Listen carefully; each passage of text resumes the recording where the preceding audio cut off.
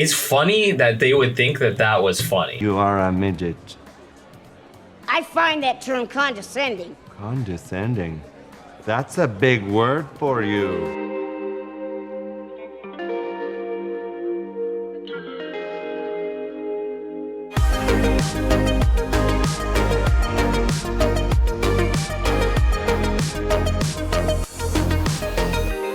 Drive-by movies, you're watching Sequeled. My name is Blaze. I'm James.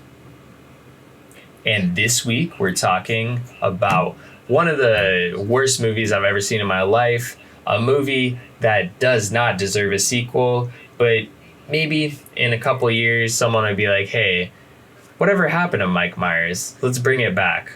This is The Love Guru 2. Oh, God. More to Love. I actually saw The Love Guru with you. It was not a fun experience because I was a fifth wheel that day. Wait, we saw this movie together? Yeah. We saw this movie together. I was a fifth wheel. That's why you don't remember. Probably, yeah. I don't remember that at all. Yeah. I loved Austin Powers. I was kind of excited to see it. But yeah, I remember seeing it with you. You brought your girlfriend, and we were with a mutual friend of ours, and he had his girlfriend. It was before I was confident enough to talk to girls back then. I was not at all. But yeah, it was an experience. Yeah, so is there anything you do you remember the movie being funny? Because I'm kind of curious about this. Do you remember the movie being funny, not funny at all? Like you didn't laugh once, or like what do you remember specifically? So I recently created a Letterboxd account. I've been just trying to keep track of movies I've seen, and I thought about it recently while looking at movies I've seen. I was like, oh yeah, The Love Guru. I forgot about that.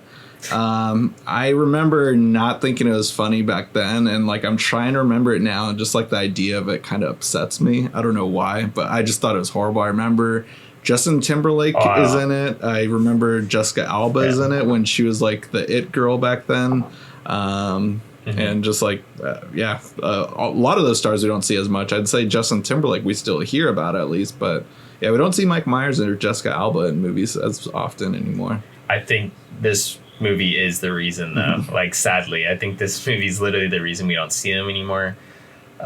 This movie's so bad. I rewatched it just for this, and it's honestly, it is on Netflix. I do recommend people checking it out because it is so bad and so unfunny and like somewhat offensive. Like there are some scenes that are worth watching because of how offensive they are.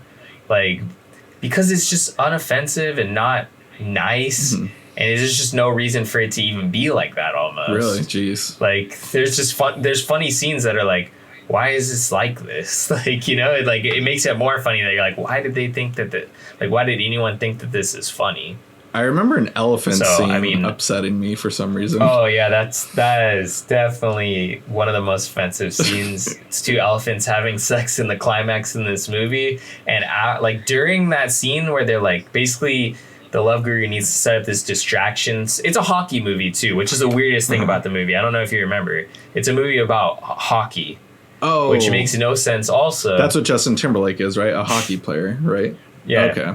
Yeah, he's this rival hockey player of this hockey superstar that Mike Myers' character, the Love Guru, Guru Pitka, is called in to basically give this guy his mojo back, essentially. I mean, they don't go out and say mojo, but it's essentially the same thing where this guy's lost his like talent of being like one of the best hockey players, and he's there to like psychologically, you know, fix him, like make sure he gets like his confidence back, he boosts him up, and the Toronto Maple Leafs can, you know, win the Stanley Cup essentially.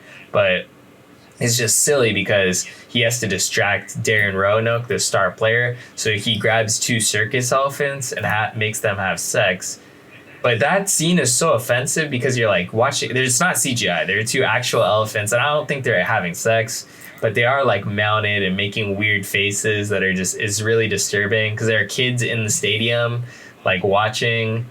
And then also like the most offensive thing is while these two elephants are like having sex, they cut to two overweight obese people kissing like because they're like touched by the moment, I guess. But that shit is just offensive. Jeez.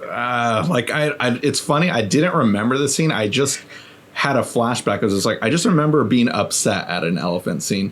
Like, I'm not necessarily offended. It's just like the filmmaker side of us, like that part was offended. Like, who thought that was a good idea? Who thought this was funny? Like, I don't think animal sex scenes is ever funny. I don't know why some movies throw in like a dog humping scene. Like, I always thought that's just like, what the fuck? Like, it's like natural. It happens in life and nature, but just like, it's not something that I ever feel like is like funny as a joke, essentially, and stuff. Like, sex is used for like raunchiness, and at times it is funny and hilarious, but it's not funny just because it's sex and stuff. And like, I thought like Love Guru, just because they think like, oh, sex and innuendos are funny, you can't carry a movie that way. Oh yeah. Mm-hmm. Well, the main thing about like Mike Myers comedy felt like, you know, innuendos, because a lot of the characters' names are like little like sexual innuendos. Like Vern Troyer's character's name is Cherkoff, but like they keep saying it like jerk off, basically. Yeah. Like they just keep calling him a jerk off essentially the whole movie. Let alone how mean like Austin Powers is to Vern Troyer's character just for being a little person. Like for no reason, he just keeps saying shit like, how did you appear there? Mm-hmm. And like, cause it like constantly offends him for no, like he just sends offensive shit to Vern Troyer just because he's a little person. Like there's no reasoning behind it other than that he's a little person. Mm-hmm. Like, which is funny that they would think that that was funny. Like that's what's actually funny when you watch the scenes. You're just like, why would anyone like be okay with this? There's no actual jokes there. He's just actually being mean to a little person. Right. Well, how do you do? Shrimp? What'd you call me, Jagamo? I'm sorry, I didn't catch your name. You are a midget. I find that term condescending. Condescending? That's a big word for you. I'm basically a studio exec right now. I hate this movie. You hate this movie, but I'm forcing you to write a sequel. So, what would you do?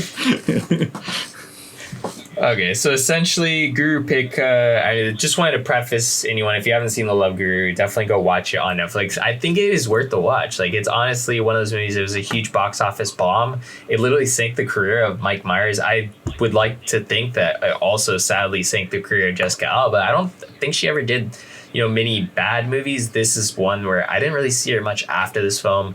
Even Justin Timberlake, yeah, he's done a couple of movies here and there. I think the combination of this and In Time kind of, Justin Timberlake took a break from acting. He's done some good movies though. But yeah, this movie, if they were to make a sequel to it, I want it to be called The Love Guru 2, More to Love. And we're going to do something special with this movie. We're going to bring back Fat Bastard, essentially. Not the character per se, but I want Guru Pitka to be depressed, and he's gained a ton of weight. He's like essentially just Fat Bastard, but think of it as Guru Pitka. Mm-hmm. Like he's still that same character, but he's just huge. He's obese. Basically, he, you know, has hung up his robes. He's not going to be a guru really anymore. He's all out of love.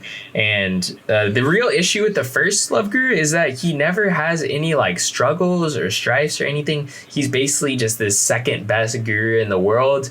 And he just wants to be the first, but he's still the second best. Like he's still rich. Like he doesn't really struggle at all. So that his struggle being like that he's second best and like he's not first isn't really a struggle, as you find out, being that the end of the movie just results in he realizes that he's the best Guru Pitka. Mm-hmm.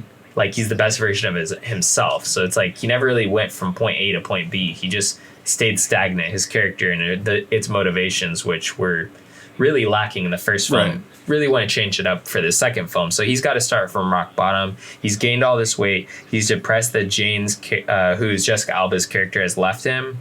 And, you know, they've fallen out of love. They got divorced, even though he doesn't believe in divorce, clearly. And he's gained an absolutely insane amount of weight, which just looks ridiculous. He almost looks like Fat Bastard. He's an absolute mess. He's eating ice cream out of pints and watching his favorite film, 9 to 5, of course. So he's just constantly watching this film on repeat.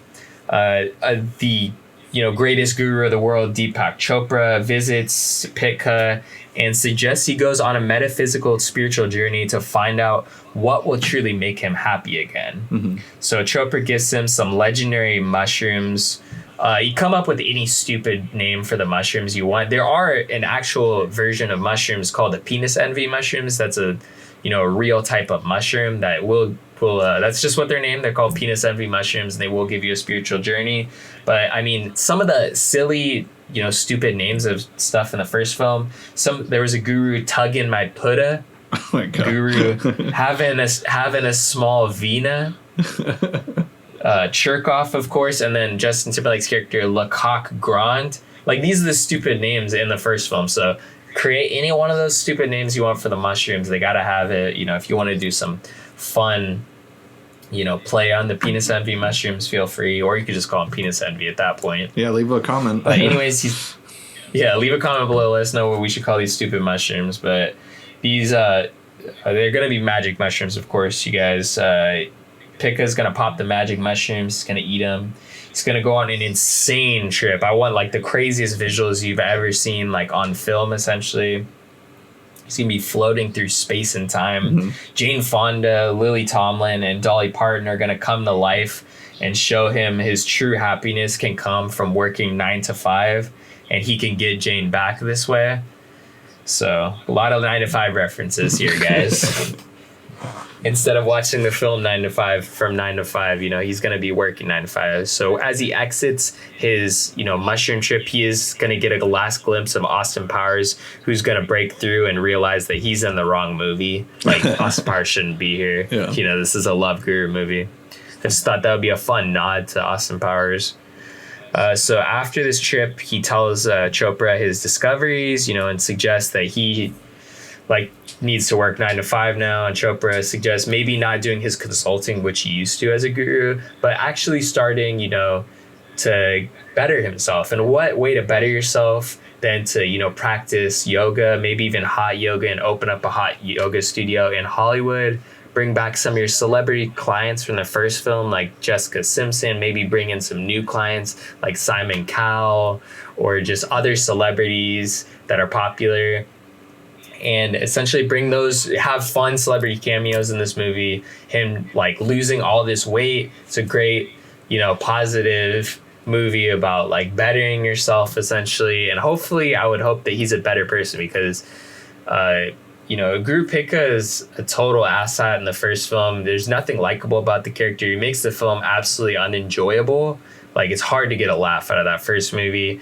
And I think, making it a movie about self-discovery, going through a spiritual journey, that I'm not, telling people to go take drugs, obviously, but maybe using that as a catalyst to better yourself. This could be an interesting message to send home, maybe. Yeah, totally. What's it called? I mean, it's it kind of reminds me of Anchorman 2, where just Ron Burgundy has let himself go completely, got divorced, and but I like the influence of 5 to 7, because that is what caught me off guard, and I do like. No, it's 9 to 5. Or 9 to 5. There's no 5 to 7. Sorry, 5 to 7 is a different movie. 5 to 7's with Anton Yelchin. Yeah. 9 to 5 is what I meant to say, but yeah, I like the idea of that being the inspiration and him making himself better. Because I mean, if you do like the Love Guru, I'm not trying to take it away from you, but just it wasn't for me. I think I was just too old for that style of comedy. Austin Powers sat well with our generation, maybe it doesn't with others, and Love Guru just didn't sit well with me. And I like the idea of him improving, and actually I would actually enjoy the sequel if they did make him a better person. So I like your concept. Yeah, I think it would be funny to see him back in a fat suit. The Fat Bastard's character is just absolutely disgusting. But what if it was this, hybrid morph of Guru Pitka and Fat Bastard? He's just disgusting. He's kind of become a pig even, maybe. We could make references to, that hot yoga community, but keep it in a positive light, where he's actually, bettering himself, bettering other celebrities, that maybe instead of going to rehab or a 12-step program, they start taking his yoga seriously, following his teachings, and he betters their lives as well. I think it could be interesting. Maybe he doesn't even end up getting Jane in the end of the film. Maybe he realizes that, the relationship wasn't the best for either of them, and he grows, as a person. Right, yeah. So, I mean, that is my sequel for Love Guru. Honestly, I really do recommend people check this movie out. It's available on Netflix, so I feel like it's easy to watch.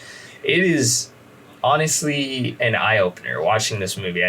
Now that you had mentioned that we watched it together, I do remember just not laughing like once in the theater, not even being disappointed, but just being like confused. And I rewatched it, but I had a much better time. Like, I only rewatched it the other day, and I had a better time like rewatching it. I thought it was like so bad and like appalling that like it opened my eyes to just be like, what went through anyone's minds? I think I looked up the director too, and he's only like, he didn't do anything after that movie. It was I think it was his first movie too, so I feel bad for the guy, but I also wonder like how he got in that seat in the first place, because this was a $60 million movie and it only grossed $40 million internationally. Yeah, that, jeez. Or worldwide. What a career killer the Love Guru was. I didn't realize like that was like the demise of so many stars and filmmakers, really. Yeah. Yeah, so, I mean, go check this movie out, guys. I hope you enjoyed my version of The Love Guru, too. I know it is silly. I want to keep that whole same, Mike Myers vibe that people, like, grew to love him, and, like, Austin Powers and a lot of his work in SNL. The original is available on Netflix. Leave a comment below. Let us know what you thought of, this version, The Love Guru 2, A Whole Lot to Love. Yeah, as Blaze said, you can watch it right now on Netflix. But best way to help support our show, though, is by watching, or you can even buy it through our Amazon affiliate link in the description box below. Go ahead and smash that like button, guys. Click the notification bell and subscribe to get all of our latest updates. Drive-By Movies concluding this week's episode of Sequel. Tune in next week for another new video. Wasn't great, but whatever. I'll take it.